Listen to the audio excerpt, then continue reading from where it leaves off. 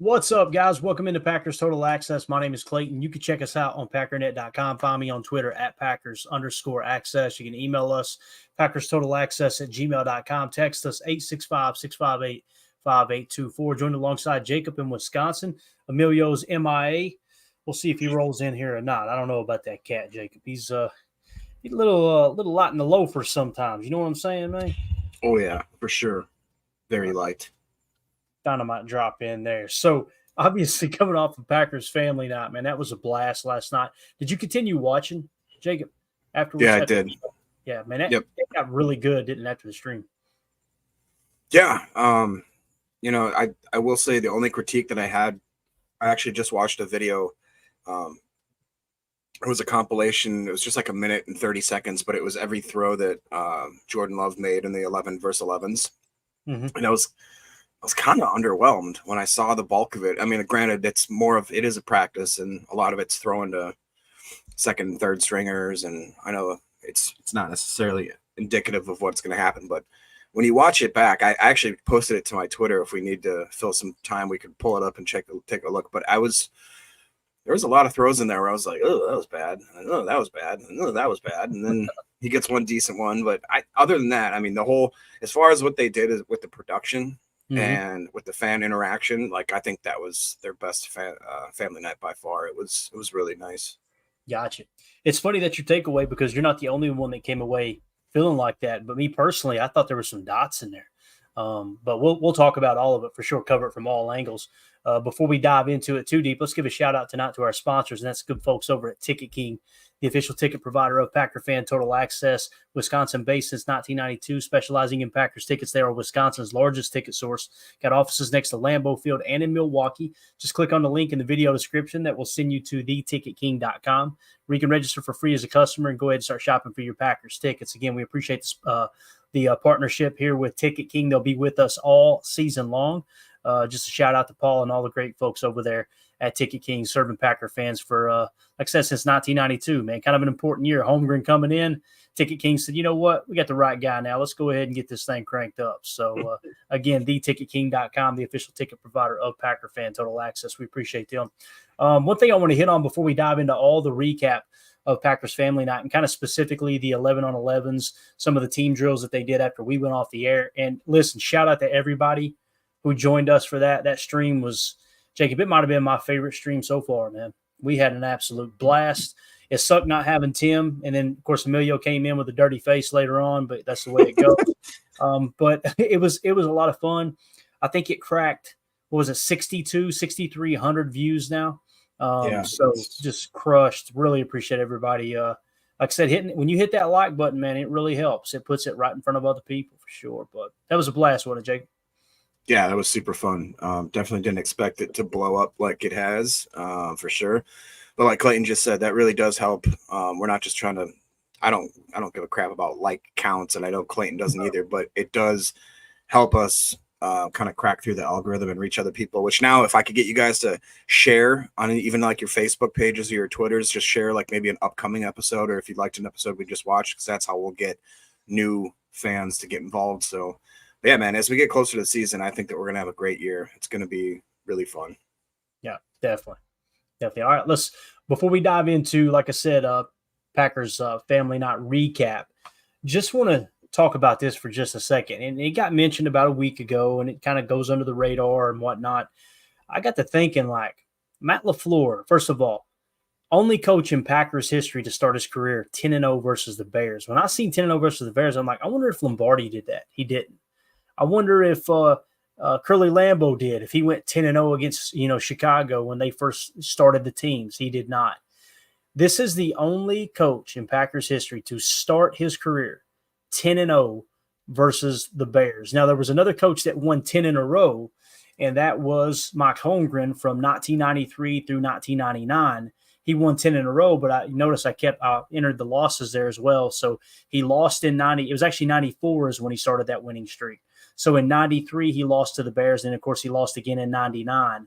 But so he won 10 in a row, but he did not start his career with the Packers, 10-0 versus the Bears. You can see here with Matt LaFleur beginning on September 5th, 2019. That was their 199th meeting. all the way up through the most recent one here last year in January 7th, 2024, their 208th meeting, 10 in a row. And really, Jacob, these scores ain't very close at all, are they, man? I was just going to say, other than like 2 games, maybe 3, right at the top, other than 3 games, you could say that these were all pretty much boat races. Yeah. Yeah, definitely. So again, just need to put some respect on, or respect, I should say, on Matt LaFleur's name, man. Hell of a coach. And again, when you take a job with the team, and it's something that Michael Lombardi talks about all the time, one of the first things you need to do as an organization when you take over a new organization is, all right, who do we have in our division and how do we win this division? How do we beat these teams? Matt LaFleur has really figured out how to do that. There's no doubt about it. Even the Lions. I know the Lions have been kind of a thorn in our side here lately, winning the North. But when you really back up and look at it, what we split last year with them, we split the year before, I believe, with them as well. Matt LaFleur has had some pretty good success, even with Dan Campbell, even though it's more of a 500 or just below 500. If they get that straightened out this year, they're going to be off and running for sure. So something else, too, before we get into the Packers family. I appreciate everybody following in here, man. We got a crew already. Hit that like button for us. Help boost the algae. Get other Packer fans to notice this channel, notice this content. We appreciate y'all hanging out with us. Feel free to sub to the channel, too, man. We appreciate that. I asked a question in our Patreon group. If you guys are wondering what our Patreon group is, we've got a Patreon community. There's like 3 different tiers where you can contribute to the show. And we like to ask questions in there and make you guys and gals a part of the show for supporting the show, that type of thing. And we also do giveaways. We're going to be giving away a Take Your Eye Off the Ball 2.0 Pat Kerwin book, one of my favorite football books of all time. Real easy to read. Just everything you need to know about the basics of football. And it's not dumbed down. It's not the football for dummies thing. What is a kick? It's when a kickoff, when they put the ball on the tee and they start the game. It's not stuff like that. It's your basics in and around, right?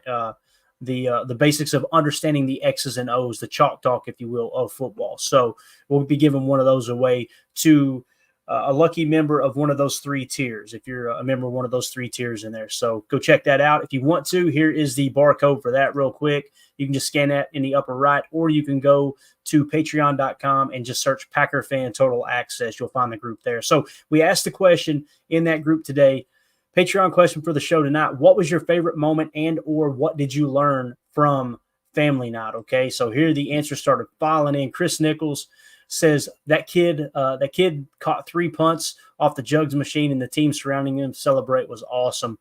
Jacob, that moment was absolutely awesome, dude. Seeing the whole team sprint out on the field. Guys, I think it was Jair only caught 2, right?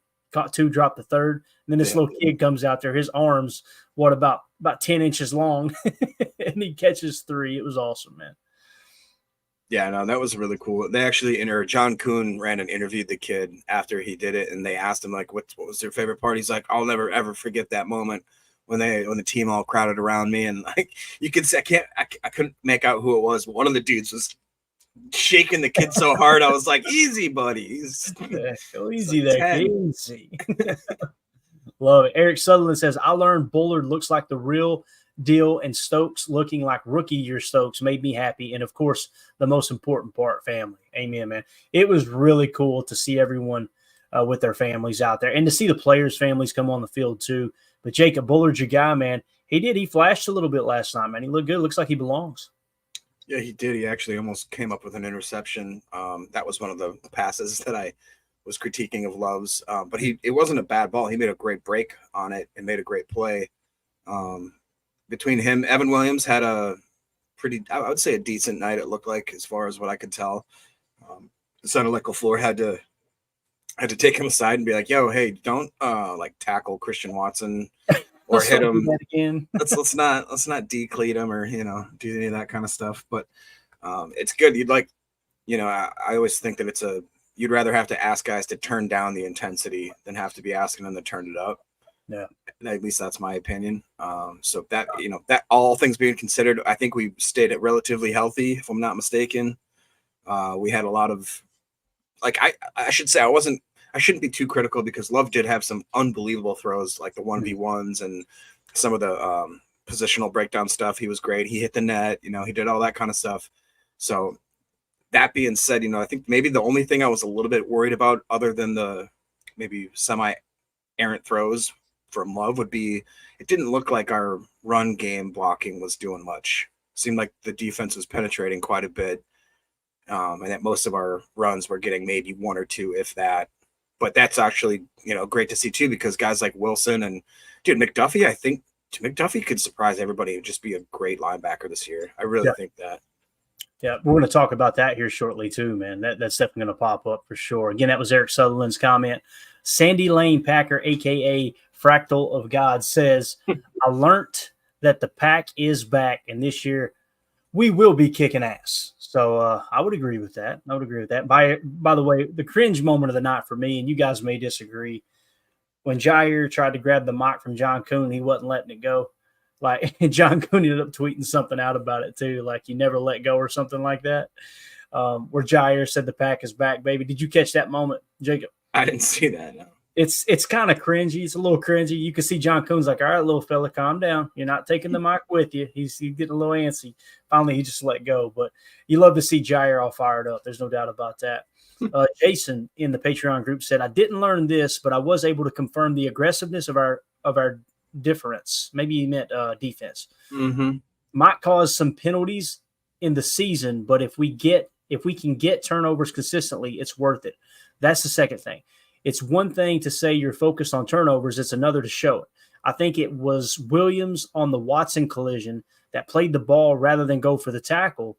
There were a bunch of others. The job play with Heath impressed me because he was trying his hardest to rip that ball out after the catch. Just two examples of many throughout. Kind of playing the ball, Jacob, is what Jason's saying here. I agree, too. It did look a little different, albeit it's just a practice, but yeah. Yeah, they did. And I remember watching that play too, and we both were like, oh, we had to call him down, or we had to call him. I had to call myself down because I was like getting jacked up because Heath is going at it. Ja wouldn't stop. The coaches are getting in between them, and then they'd still come back around after they broke them up and started jawing each other again. So that's good, though. That's healthy competition. Those are two guys that like to talk. And I like he just talked about there. We've seen that they're putting an emphasis on finishing the strip, doing punching the ball out, all that kind of stuff, scoop and score. I'm sure I love it, man. I love it. And it seems like the team, I haven't heard one single player on the team, anybody on the defense for sure, that has said anything bad about this new install of the defense. If anything, it's been like, they're all just glowingly happy about it. So definitely, man. And when you get Heath and Jair together, that's two alphas. If you guys remember, I think Malik Heath, if I remember correctly, the reason he kind of dropped and was available, pretty sure it was because he got into a little bit of trouble in college. He was a very kind of aggressive personality type guy, and LaFleur kept his thumb on it through his first training camp. And you'll see Heath is not scared of anyone. He'll block you to the cooler. Probably one of my favorite moments of the preseason last year was when Emilio caught that on tape and pointed it out, blocking him to the cooler. Took somebody's defensive back, got inside the shoulder pads, drove him out of bounds, put him right on the cooler table.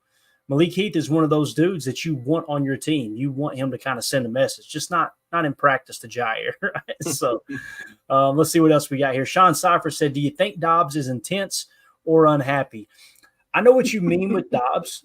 To me, Dobbs seems like the type of person, he's a little socially awkward. I relate to that completely. You get me around a crowd, I won't say two words. I'll pull the ball cap down over the eyes and just go, yeah, yes, ma'am, yes, sir, no, sir, and just kind of blend in. He seems like he's a little awkward in that regard, but also I think he's one of those dudes that's like, I'm not going to screw this up. This is my one shot. And I'm telling you, man, he is everything we're hearing out of camp and what we seen last night. We're going to show a couple of highlights from it. That dude, he looks like he is primed to have his best year yet. I'm really excited about Dobbs. He said, any reports, Sean Cipher in the Patreon group said, any reports on UDFA Jennings or other big tackle drafted late from Georgia State? Question mark. I haven't heard anything. Jacob, have you? No, I haven't.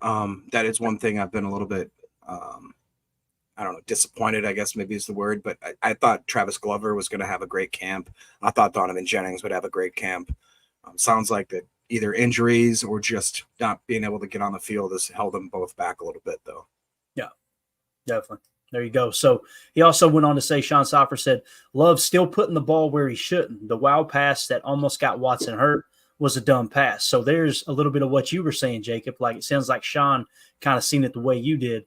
Love could have been a little more on the mark last night, which it is still early. It's August 4th, right? You're 2 weeks into camp, and Love is a little bit behind schedule, although he's been there for every padded practice. So is that kind of do you think that's a pretty accurate description there? Is you feel like it's either a dumb pass or he's not putting the ball exactly where he needs to? Is that what you were trying to say? Yeah. And I guess what I was more not disappointed. What I was more worried about was that it looked like he was getting kind of happy feet a little bit. He seemed a little bit uneasy, and obviously that's going to be, it's a practice situation. There's multiple throws where he would have definitely been, if not severely pressured, probably sacked or had the ball batted down. So you got to take in that to account too. But yeah, I love it, man. I love the excellence that the fan base demands, even for family nights. Like, hey, listen, let's get this tightened up now, and rightfully so, man. The Packers have seemed to start a little slow in the past, right? Now, last year they got off to a good start with the Bears in week 1. And then, of course, we know how the rest of the first half of the season kind of ended there. They were really struggling, turned it on late. There's something about Matt LaFleur in the second half of the season. That dude can really turn it on. Ron Sambo in the Patreon group said, I learned that Jaden Reed is a great teammate when he made the effort to put his arm around Josh Myers on the bench and support him in whatever he has going on. Oh, and I've watched multiple practices now, and I can confidently say that Love is night and day better than last year, in my opinion. I agree with that. Last year, that's the thing, too. If you remember in camp last year, Jacob, there was many people. I know Wildy was saying, we haven't seen the wild throw, right? That was the big topic. And it's, none of the beat reporters are going, man, Love's really lighting it up. This year, it seems like the tone's a little different in camp, doesn't it? Yeah. And that was, I don't know. I don't listen to Wildy and Tausch, but I know for sure that Colin Coward was the one that says there's been no wild throws, 0 wild throws for Jordan Love. It's like, all right, dude. And then I will say, to his credit, he went back and basically did a whole mea culpa and said, I was wrong about Jordan Love. He's that guy. So that's cool. That being said, I don't want to get too ahead of myself. Like you talked about, this is a practice. Those guys were not really going, no matter what they say. I'm sure a lot of them were trying, but most of them were doing 70%. You know what I mean? They don't want to hurt their teammates. They don't want to make them look horrible when it comes down to it. I mean, some of them probably are going 99%. But I think that once we see them against the Browns, then we'll really see what we need to work on, what's working, what's not. Definitely. So this tweet here that I've got on the screen, Kyle Malzahn, I hope I'm saying that correctly, man. He was tweeting some bangers last night. I kept seeing people quote tweet him and retweet him. This is him walking out of the tunnel for family night. Look at the crowd. Everybody's starting to file in with the media still down on the field. Really cool shot there. Love it when they show inside Lambeau. Jacob, did we get confirmation? Was it true there was over 80,000? Because I didn't even think Lambeau could hold 80,000. So now I saw yesterday there was reports over 80,000. I saw today that it was over 60,000, and then I just saw right before we went live from, I can't remember what account. It was an account that I trust, though, and it said roughly 70,000 were in attendance. Got it. Still, man, just absolutely phenomenal. That many people show up for a scrimmage. There you go, Ron Samble in the chat. 60,800 is the number he had. He said he counted every one of them, too. So I was going to ask what the capacity is. Yeah, there we go. IROC said it can hold 85,000. That's awesome. Because last time I checked, let's see here, Lambeau Field.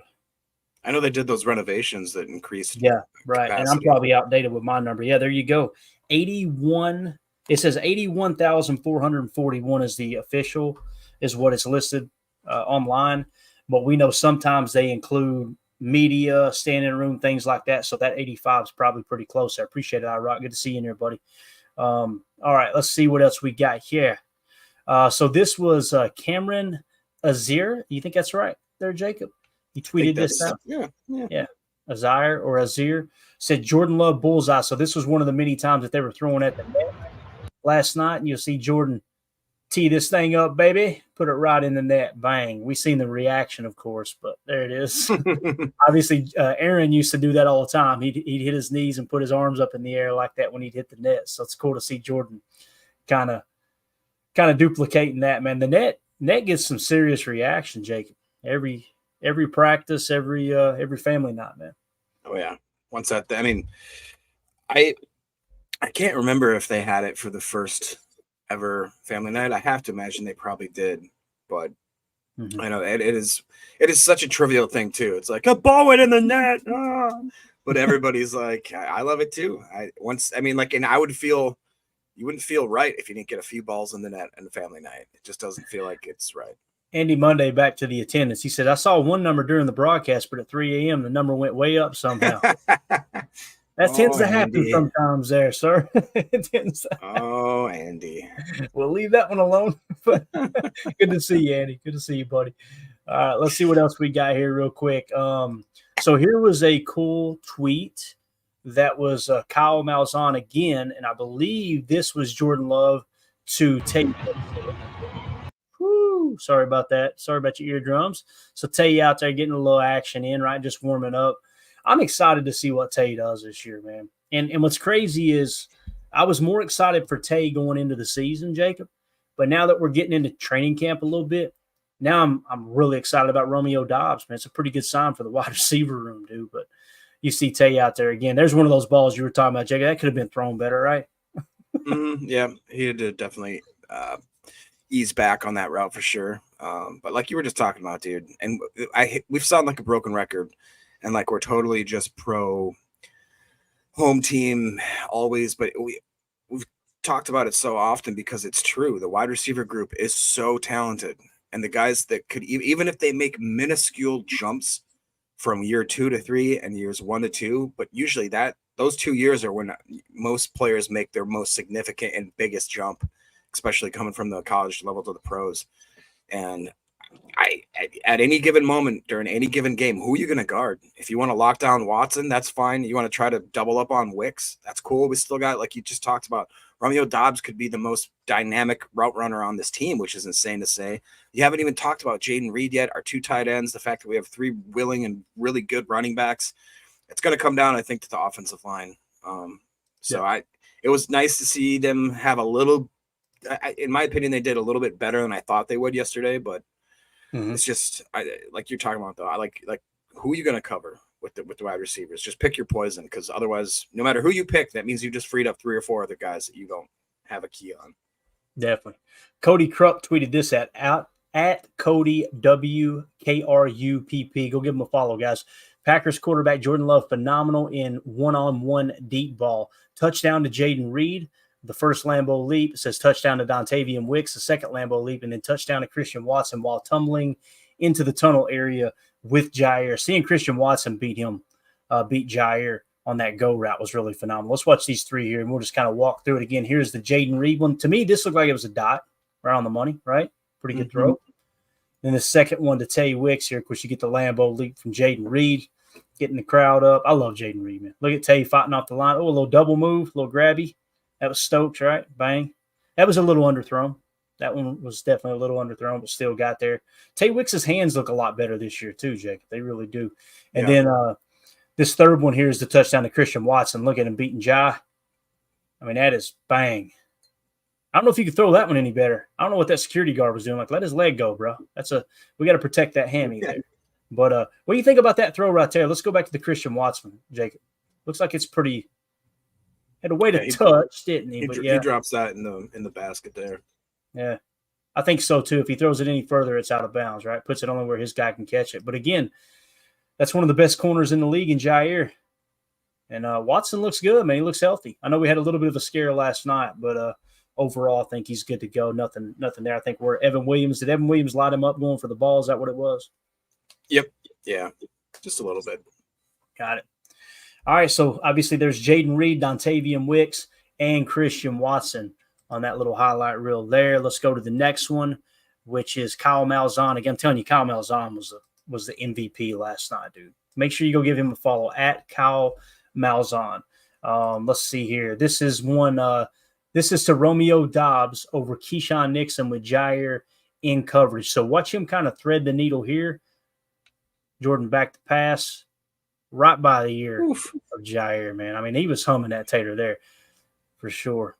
Got some good zip on the ball there. And again, in a ball game, that little late coming out, you'd like to see that a little more timing. He was looking right, stepped up, relocated. You see Keyshawn Nixon jumping for the ball there. But Romeo Doubs seems to be are we worried about Jair, Jacob? I need to ask you that because we've seen Watson cook him. We've heard him talk about Romeo Doubs going up and get 50-50 balls over him. Do you think – is there anything to worry about there with Jair? Oh man, I've About to went get back you and in forth. trouble. I've been going back and forth myself about this, just because we've harped on Jair because he seems like he's either really, really great or he's looking really kind of bottom of the barrel. There doesn't seem to be a lot of middle ground with him, but maybe that's because, again, a lot of teams don't try him as often. So Yeah. that alone right there could be a good indication of what other teams think of him. I don't know, dude. He's been kind of up and down with me. You guys know that since he pulled the stuff last year. I've been kind of just weary. I don't want to get hurt again by Jair, so I don't quite trust him. But I think that he's going to have to shake the dust off and really step it up this year, because that's just my opinion. I think that for how much we're paying the guy, he's definitely underperformed in my opinion. I'll just say that. And with the pay too, Ron Sample says, not worried about Ja even a little bit myself. That's good to know there, Ron. When it comes to the pay too, you're about to get on the backside of the guaranteed money. Therefore, he's kind of playing for that next contract or that next restructure to get some more guaranteed money. So that's something to take into consideration too. Respect Orange says Ja is ready to hit people. Wait till preseason. There you go. There you go. Deadfish says no way Jair is the man. So we're the only two somewhat concerned. Jake, this is good news. This is good news for Jair, That's man. good. I hope I'm wrong. Yeah, absolutely, man. All right, so this next one here is Romeo Dobbs catch. I think this was over Keyshawn Nixon. Chase Berg tweeted this out at @ChaseBerg_24. Let's watch him off the line here. Look at that, dude. Woo-hoo. Such strong hands, man. Again, that's Keion. Keion didn't play it horrible. That's a pretty ball. Was that from Jordan? Let's see. Yeah, that was definitely Jordan. Man, just the hands of Romeo Dobbs again. Let's get it looping here. Look at that, bro. Dude, that's really good ball control and focus. Like, look at that. That's pretty good, man. And Keion gets his hand up. It's just the ball is only where the receiver can catch it, and Romeo Dobbs with those strong hands, man.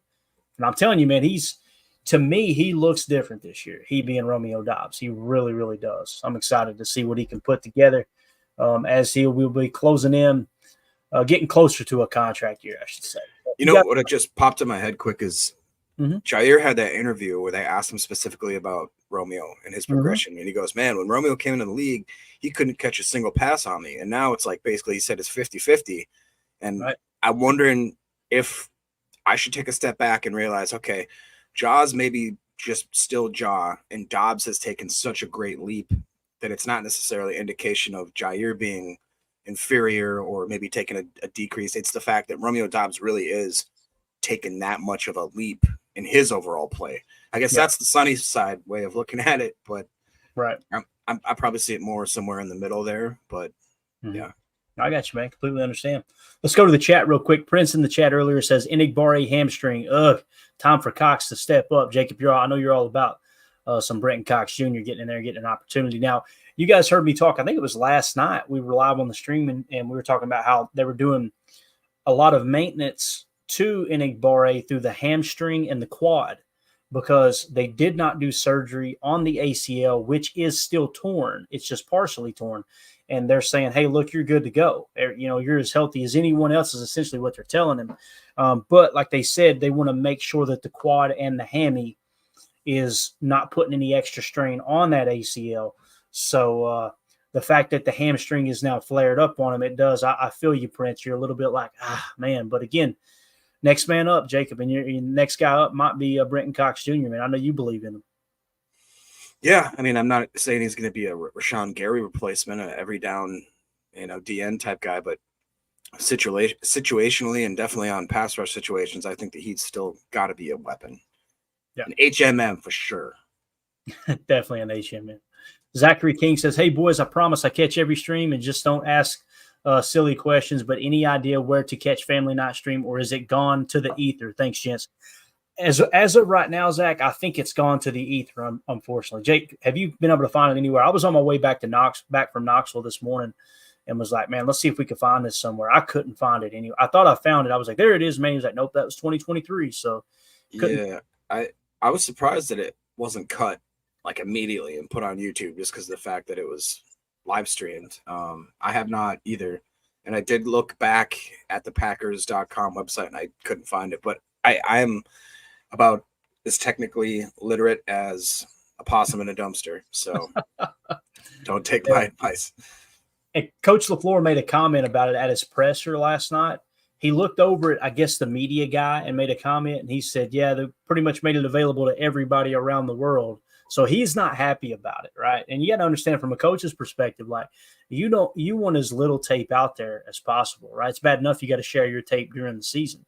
I'm not a huge fan of that mindset, but at the same time, I'm wondering if that was kind of the agreement. Show it live and don't, and if somebody does put it up on YouTube and they rip it, take it down, make them take it down type thing.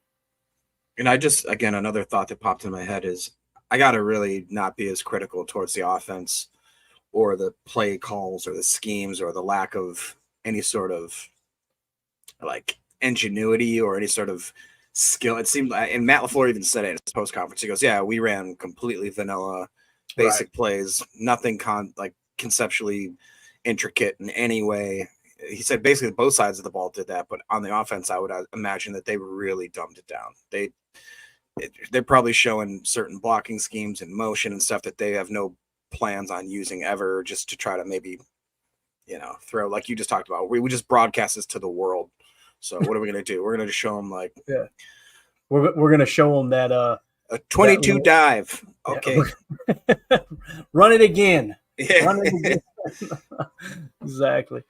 Let's see. Andy Monday in the chat said kickers were trying some real bombs. We're going to give a few details on the latter part of the practice last night, family night. And the kickers, man, Anders Carlson showed up, and you're right, Andy. They were kicking some bombs out there, man. They were really stretching it out. Deadfish in the chat said Jaden Reed catching 6 punts with the second was the second best thing for me. Dropped the ball, adjusting for the 7th. LOL. Best part was the kid catching 3 and having the team mob him. Absolutely. So Jaden Reed, man, 6 punts off a jugs machine. That's pretty phenomenal. Pretty darn phenomenal. So it's just nice to know that if God forbid something happens to Keion Nixon, you feel really good about Jaden Reed, being able to return and being able to return punts specifically. He might be the better punt returner on the team, to be honest with you, because Keion has definitely been, the best kick returner, no doubt about that. Jim Gamble in the chat says the run game didn't look as good as I'd hoped it would. Kind of concerned about this. All right, Jim, I hear you, buddy. I thought Marshawn Lloyd looked pretty good personally. When you see Marshawn Lloyd, it was like, whoa, okay, you could see him kind of pop. But when you seen AJ, to me, it kind of, I don't want to dog him too much. I love AJ Dillon. I didn't see any of the explosiveness that I thought I was going to see. With him losing the weight, right? Yeah. I'm glad I wasn't the only person that felt that way. Respect Orange just says, love Dobbs' connection is amazing. It's only going to get better too, man, no doubt. Coach Lynn says, great job high pointing that ball by Dobbs. Just an awesome job, man, with the strong hands. Ron Sample says, I think Cox is going to have to go on practice squad if JJ gets healthy. How dare you? Hasn't had a great camp. 4 DNs to have room for safeties, question mark. That's going to be really interesting as we get later in camp here. And that's what's going to happen in these next 2 weeks is we got to start trying to round this off a touch because gone are the days of trimming the roster down, right? Like they do the one final cut now. Am I thinking right, Jacob? Don't they carry them to the end now? Didn't something change last year? I can't remember. They did something after COVID and then they revised it again. I can never keep that stuff straight. But I hate to say that I agree with Ron, but I could see that completely being a guy that I don't know if they could slip him out of the practice squad though, but it'd be tough. They didn't think they could last year because they didn't hardly play him at all, but they refused to try to pass him through waivers. So it's going to be interesting. Coach Lynn said, where was Carl Brooks last night? Quiet night from him last night. I agree. I don't think I heard his name called once. Did you, Jacob? I don't remember that either. That might have been by design. He may have tweaked something. He just didn't release it. Not sure. If you guys would hit that like button for us, we got a bunch of people in here watching. Really, really appreciate y'all making us a part of your evening here as we get ready to kick off another week and another week of training camp. And obviously the week of the first preseason game for the Green Bay Packers coming up here. Omer in the chat says, signed another kicker today. I sent you the link, Clayton, from USFL and only missed 1 field goal all season. So they're still looking. They are still looking as they signed another field goal kicker. Like I said, I've been on the road all day, Omer. If you want to mention his name in the chat there, make sure everybody knows. I'm sure you guys already seen it. But that kicker battle, man, it was getting good. Then last night, I feel like Anders kind of to me, it felt like Greg Joseph started to inch away, and then last night Anders was just like, "Knock it off, dude. I'm still here." Yeah. So we'll see what happens. Grable in the chat, Grable424 says, "I have the whole thing recorded, but it's like 10 gigabytes." There you go. We didn't hear that from you, big dog, but we appreciate you, man, for sure. So, all right, let's do this, man.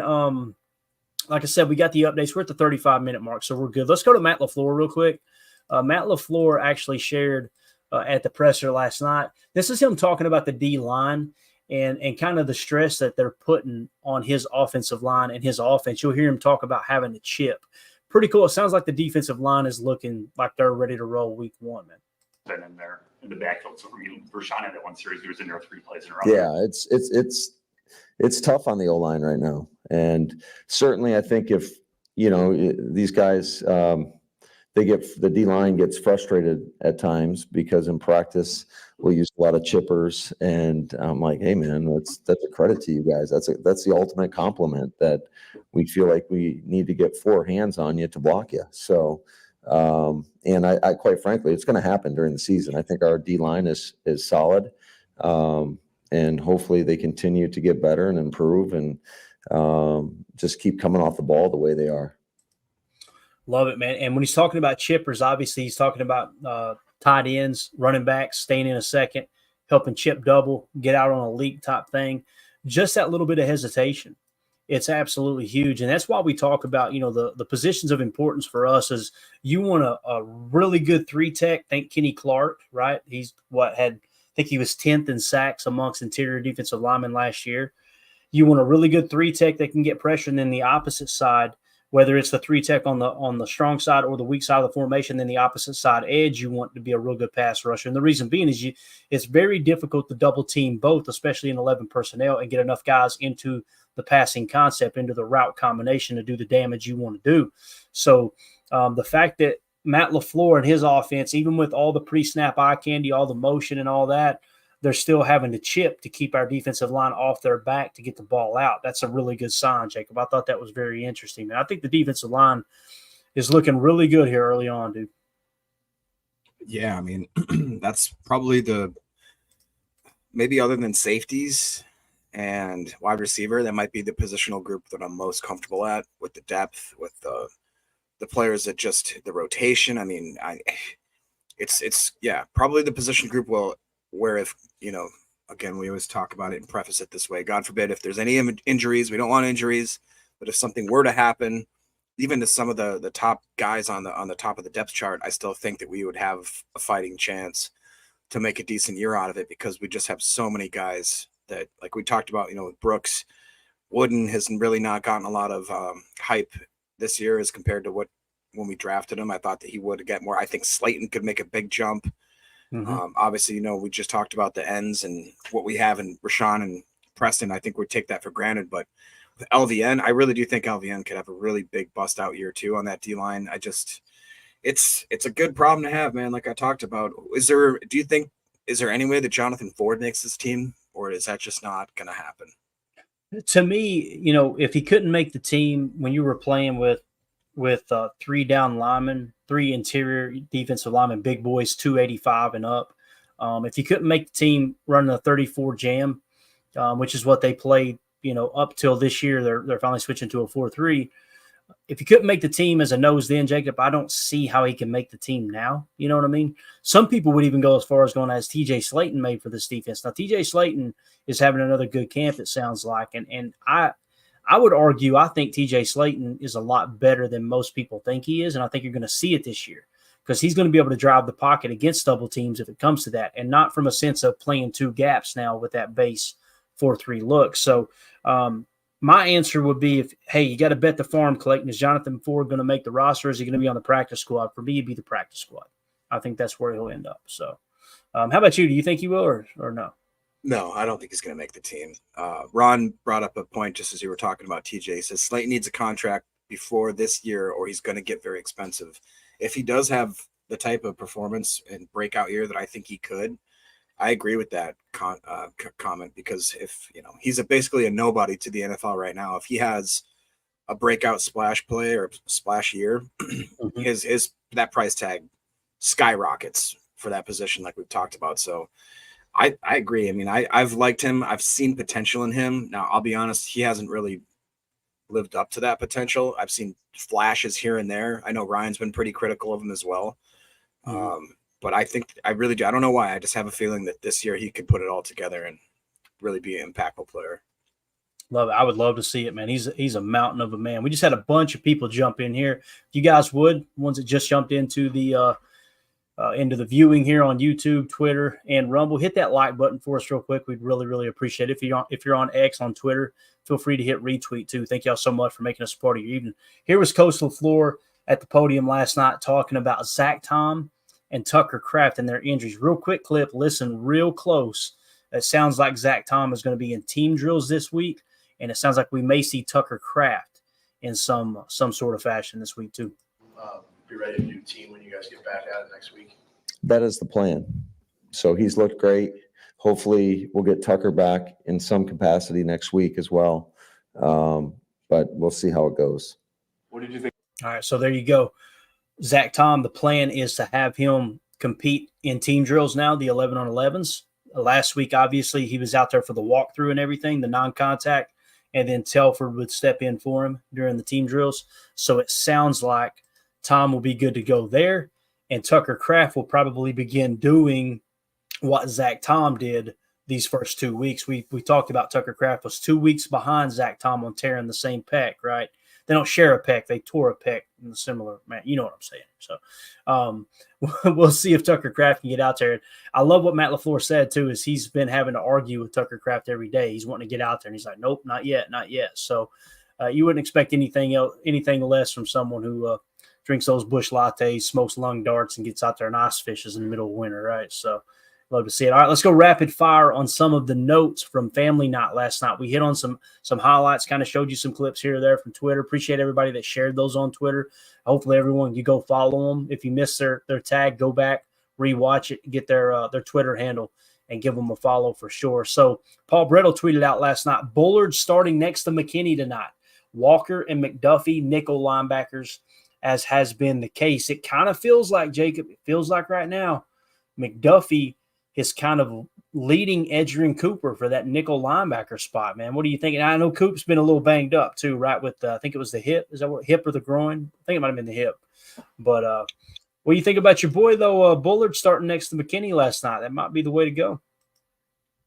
Yeah, the safeties have looked so good that it's been a little bit interesting to see how that depth chart's going to break down. And even guys like Anthony Johnson Jr. has definitely got his reps and looked okay. Obviously, Keion Oladapo is finally starting to actually get on the field and make his presence known. But I do think that Bullard has been the most consistent and the most flashiest of the safeties, not far beyond what Evan Williams has shown, though.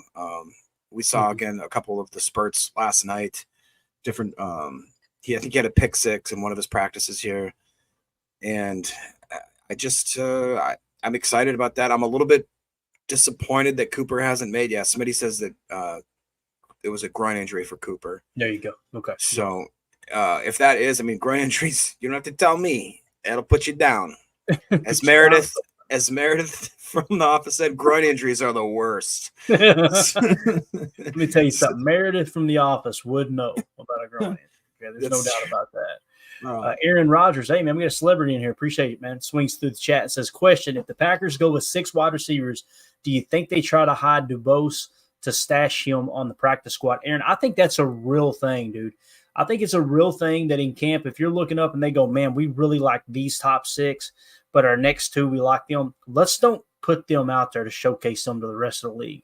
Right. I think that really happens, Jake. Does that make sense? Like maybe don't get them as many snaps so where they can go out there and just blow up and another team come in and grab them off the practice squad. I think that's real. Oh, yeah. I mean, that to me seems like it's football coaching chess 101 where it's you don't want to show your hand. You know what I mean? You just keep that baby close to the vest and live to fight another day. Definitely. Wes Hawkowitz had a series of tweets when I said Greg Joseph good from 55, but a timeout was called. Still good from 55 on the second try. These were the bombs that Andy Monday was talking about. Then Wes Hawkowitz tweeted out, Anders Carlson might have just kicked his best field goal of camp, drilling a 55-yarder with room to spare. So you're seeing the leg. I'm telling you, Anders is coming alive. Now, if we update the kicking battle, this came in from Paul Brettel on Twitter. Anders Carlson was 7 for 7 tonight, and Joseph 6 for 7. So overall, during camp, Carlson is 31 of 37, and Joseph is 34 of 37. So only a 3-kick difference there between Joseph and Carlson. I'm going to ask you this, Jacob, every single time we get a kicker update. You have to make the decision today. Who's your kicker, man? I got to go with Carlson still. Same.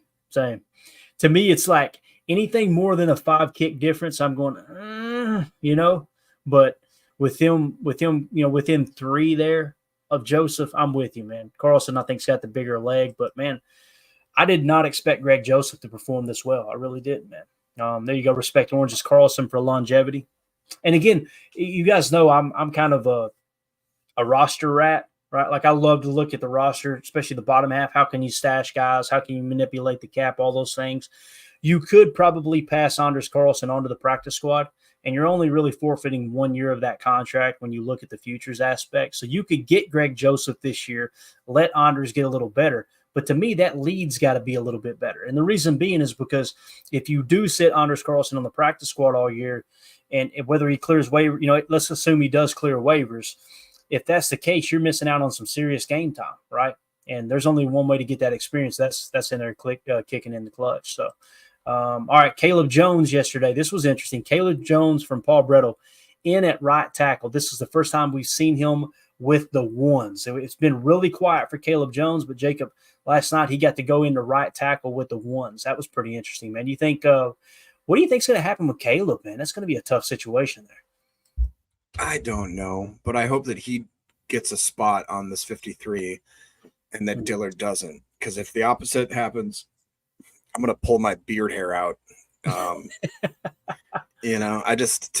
don't understand I feel like that that the Andre Dillard experiment should be over already. We've seen that they obviously like Kadeem Telefort back there. I've been a big fan of Tenuta over the years, but you look at Caleb Jones, where how far back they have him on that depth chart. It seems kind of criminal to me.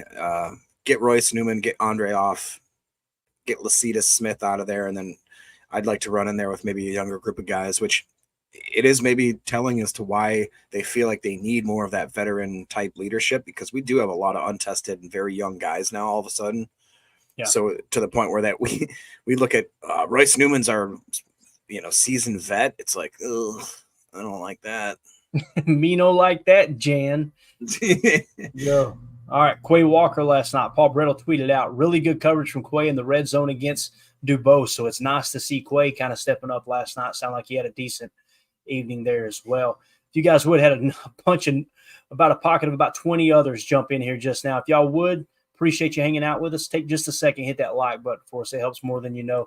Keion King, Wes Hawkowitz tweeted out, team ends with Keion King sacking Clifford on a slot cornerback blitz. Little cat blitz, Jacob. It's what we want to see, man. Yeah, Keion King also had a couple decent coverage plays, if I'm not mistaken, as well, to the point where I had to – isn't he now wearing 34? I think he is. It took us all by surprise. We were like, who the hell's 34? It looked good. I think he was wearing 34, which, by the way, apparently Jonathan Owens was – I don't even know where he plays right now. He plays for a different team, apparently, and they asked him – he plays in Chicago? Oh, that explains it, because all I saw was a quote. They asked him, do you miss anything about Green Bay? And he just was like, no, nothing. Something apparently to that point. So, yeah, that's fun. Who? Yeah. What is that guy's name again? I already forgot. Miss Simone Biles. But Keion King, man, every time you see Keion King, he looks boxy, right? He looks, and people are, what does boxy mean? It means he's got a little junk in the trunk. My man looks like he could lay the pop if he needs to, right? And the fact that they're blitzing him out of the slot, that might be the slot corner of the future, dude. Again, I know we took him in the 7th round, and what happened most recently, it matters. It probably matters more than anything. But if you go back to preseason, week one or immediately following the draft the year before, Keion King was listed on the consensus big board as the number one cornerback in the entire nation. Now, obviously, he had an extremely down year, but Goody loves taking a shot on that year before. There's no doubt about that. I mean, obviously, that's what he did with Jaden Reed, kind of caught everybody off guard there in the second round. So, Keion King, man, I am not going to be surprised one bit if he ends up being a great pro. Paul Brettel says Keion Telford at right tackle for his red zone for this red zone series. Gary beats him on a second down. So Rashawn Gary beating Keion Telford there. Now we got some one-on-ones here, Jacob. Paul Brettel tweeted out pretty much all the one-on-ones he caught. He says some of the one-on-ones I was able to catch. Van Ness beat Caleb Jones. Watson catch versus Stokes. So Christian Watson beats Stokes. Carl Brooks beats Newman. There we go. So Brooks was playing last night. Yeah. Jaden Reed catch versus King. We were talking about how King's been playing pretty solid. Obviously, Jaden Reed getting the better of him there. Telford beats Van Ness. Bullard pass breakup versus Stanley. Jacob Monk beats Jonathan Ford. Man, Jacob Monk holding up against big old Jonathan Ford. That says a lot. Hicks catch versus Ballantyne. I will have no Ballantyne slander in the chat. Thank you very much. And then Wicks catch versus Stokes. So there you go. Stokes. Sound like Stokes had kind of a rough night. Am I wrong there, Jacob? Or I think there was somebody earlier tonight said they felt like Stokes played pretty good. I'm sure we're reading between the lines here a little too much as well. But.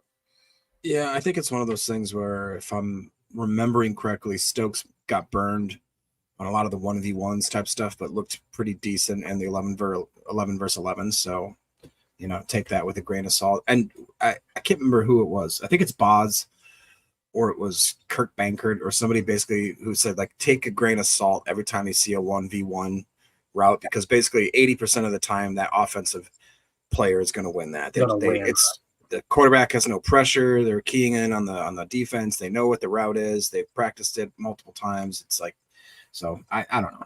Yeah, that makes sense. That makes a lot of sense. And I thought this was cool to end the night after family night. This was 12:43 a.m. Javon Bullard, still up late at night, said, put 5 cheese emojis and just put hashtag Go Pack Go. This dude is so excited to be a Green Bay Packer, man. It sounds like Bullard is probably going to start alongside our boy Xavier McKinney. There will be some 3 safety sets, I think, from time to time. Will Evan Williams work himself in there? We don't want to say this, but we got to say this because it happens every single year. There will be some injuries. Players will get banged up. It's nice to know that behind Javon Bullard, you've got our boy Evan Williams, who's just been playing lights out in camp. And then on top of that, you got Anthony Johnson Jr., who got a ton of experience last year. So makes me feel I don't feel as good. Tim's going to hate me. I don't feel as good with Anthony Johnson Jr. starting at safety. But knowing he's in depth if you need him, with all that experience from last year, makes me feel pretty good, man. Yeah, 100%. And we haven't talked about the fact that Oladapo's barely even touched the field. That's another guy that could end up being a superstar. Really has all the potential in the world. So, I'm last night went probably about 85% of what I thought could be like as good as possible. If 100% obviously is the best, 85% just the run game. 65%. 65.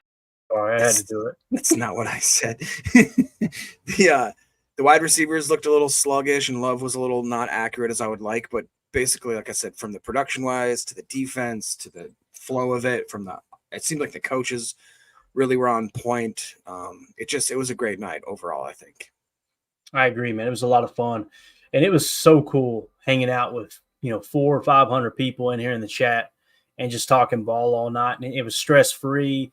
Everybody in the chat was in great spirits. Just a really cool way. It's just tradition. Packers family night, whether you're there in attendance or you're watching from home now, and everybody's usually got a bootleg stream trying to get a way to watch it. Last night we all got to watch it and didn't have to do it illegally.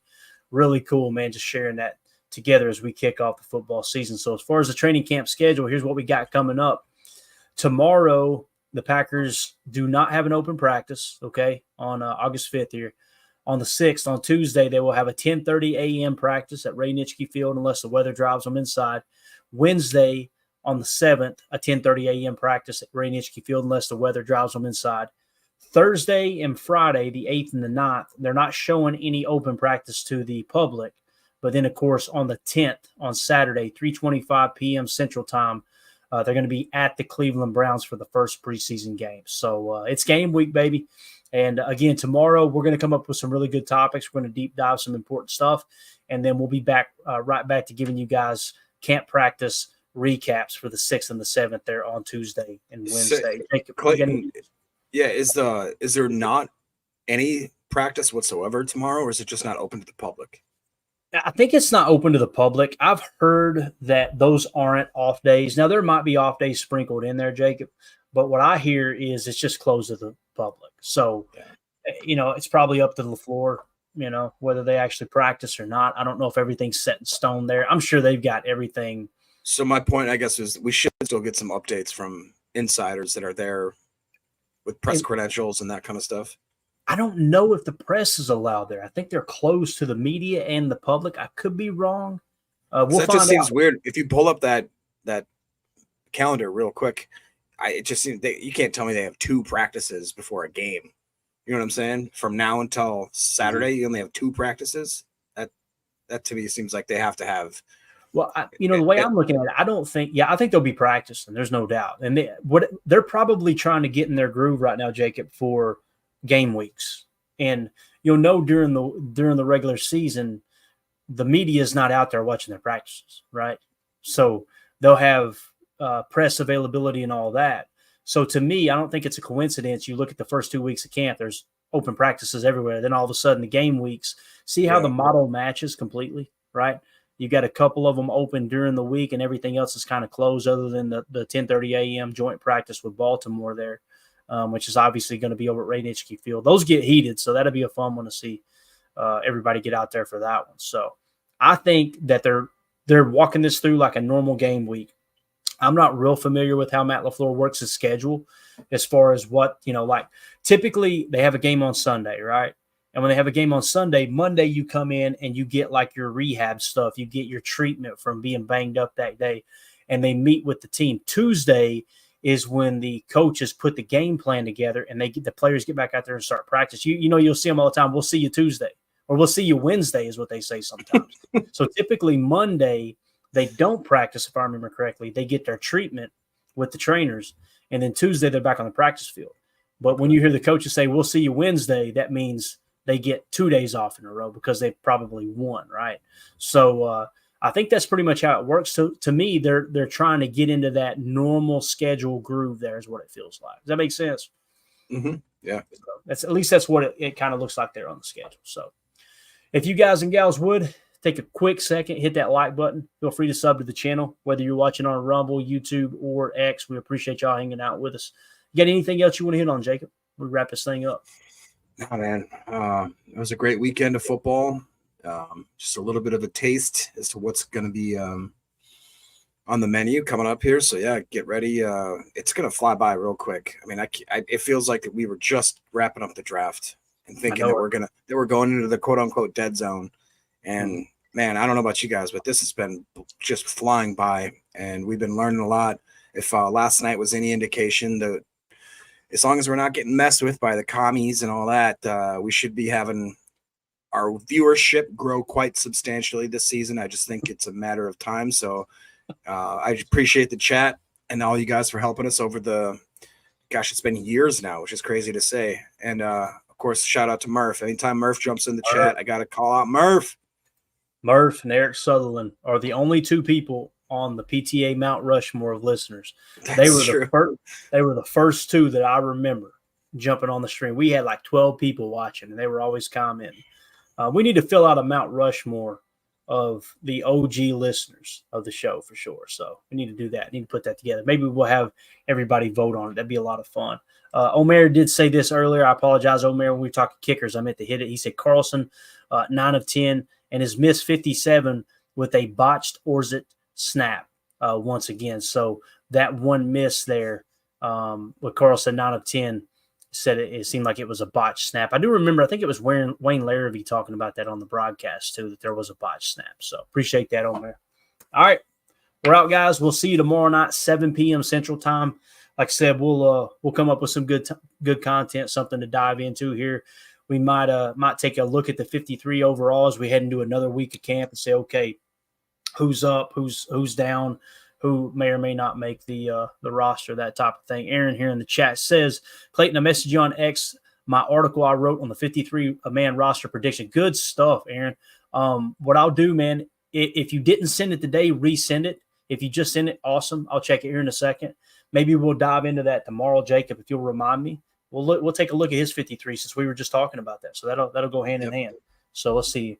Aaron Rodgers is Let's keep an eye out for Aaron Rodgers DM. If you don't care, put your Twitter handle. Well, I'll know in the DM. Just put, "Hey, I'm Aaron Rodgers" on YouTube. Everybody's got different names. YouTube name's different from Twitter, and they're like, "Hey, man, I emailed you." Know, it'll literally be Aaron Rodgers on YouTube.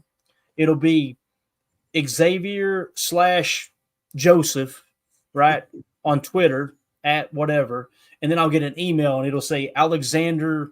Yeah, he's got it right here for you. There you go. AM Rodgers got it. Good stuff, man. Yeah, we'll look at it, man, for sure. Would love to support you in the writing you're doing, man. We appreciate y'all supporting us here on the channel. So, all right. That being said, we're out, guys. We'll see you tomorrow, 7 p.m. Central. Thank you all for hanging out with us. Hit that like button on the way out. And, for those of you listening on the pod, thank you for making us a part of your day. As always, let's go out and be the change we want to see in the world. And go Pack, go.